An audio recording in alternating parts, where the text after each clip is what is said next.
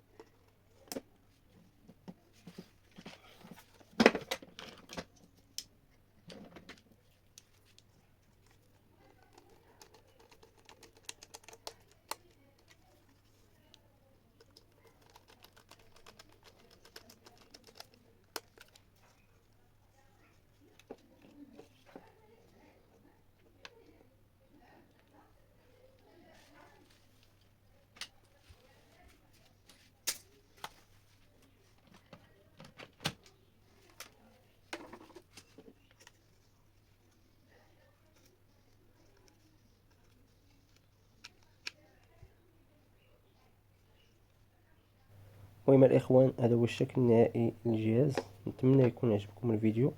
متنساوش ديروا لنا اشتراك القناة، وكذلك ديروا لنا التعليق باش نشوفوا كي جاكم الجهاز. ونتلاقاو ان شاء الله في فيديو جديد. والسلام عليكم ورحمة الله.